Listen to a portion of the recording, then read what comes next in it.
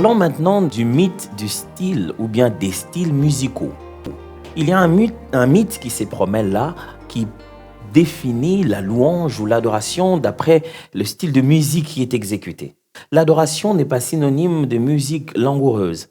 La louange n'est pas synonyme de musique dansante. Louer et adorer Dieu n'ont rien à voir avec la musique d'abord. Je me souviens un jour, pendant qu'on était en train de conduire un culte, un modérateur est venu me voir et il m'a parlé à l'oreille.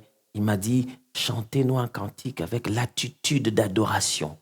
Alors, j'ai cru avoir compris. Puis je me tourne vers lui, je dis, mais qu'est-ce que tu veux dire par là? Il dit, non, chantez ça calmement maintenant, un peu plus lentement. La vitesse, le tempo d'un chant ou le style de musique dans lequel on le joue, c'est pas ce qui définit si ce chant ou si ce moment est une louange ou une adoration. C'est donc un mythe que de croire que lorsqu'on dit louange ou adoration, on fait tout de suite référence à la musique. Non, non, non, non, non. La louange et l'adoration, ce n'est pas la musique. D'où vient ce mythe? D'où vient le fait que les gens pensent tout de suite à musique quand on dit louange ou quand on dit adoration? C'est peut-être parce que il y a un mot en hébreu pour dire louange qui veut dire faire de clameurs, pousser des cris, yada.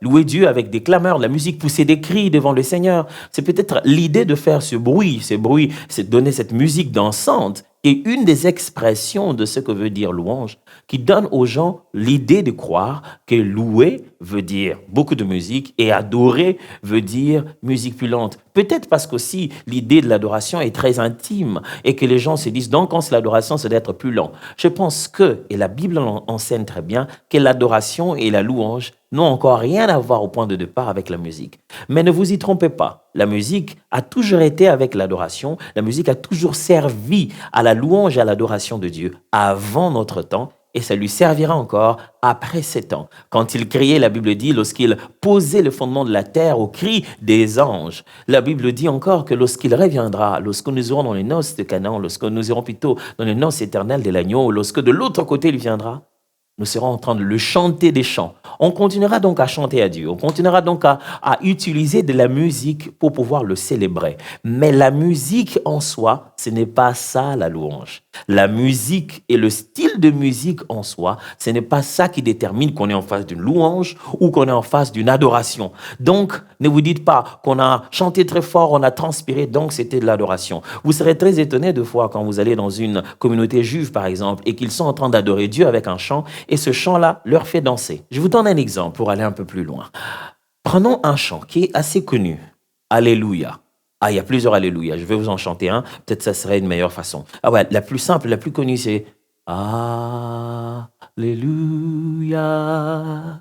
Alléluia. Alléluia. Alléluia. Ce chant, est-ce un chant de louange ou un chant d'adoration? Si vous dites louange, c'est que vous ne m'avez pas bien suivi quand j'ai commencé au début. Et si vous dites adoration, c'est que vous ne m'avez pas non plus bien suivi quand vous avez commencé au début. Mais si vous dites il y a de la louange dans ces chants, vous avez bien compris. Parce que ce chant, ce cantique que je viens de chanter, quand on dit Alléluia, qui veut dire louer soit le Seigneur, donc on affirme une louange à Dieu là-bas. Mais ce n'est pas seulement parce qu'on a utilisé le mot louange qu'au fond on est en train de louer en réalité. Parce que ce même chant peut évoluer au moment où celui qui l'entend change en disant nous t'adorons. Nous t'adorons. Même, ce même cantique lent a commencé à être d'abord une louange. Le même cantique lent s'est transformé en une adoration. Quand vous lisez les psaumes de David, vous trouvez qu'il est en train d'entremêler des expressions de louange et d'adoration. Dans un même psaume, il commence d'abord par louer, il se remet à adorer. Le but, ce n'est pas vraiment de les séparer les deux. J'aime ce que Papa Alain disait d'habitude. Il disait que ce sont deux vérités qui ont une convergence, une divergence convergente. Voilà, il appelait ça une divergence convergente. C'est à la fois deux choses qui sont distinctes, mais pour pouvoir vivre ensemble, pour être deux réalités qui vivent ensemble, parce que c'est lié à une même personne, à un même Dieu. Donc, c'est un mythe que de pouvoir associer louange et adoration à la musique d'abord. Les musiques lentes ne sont pas l'adoration, les musiques rapides ne sont pas la louange. Alors, passons à un autre mythe et examinons cela ensemble.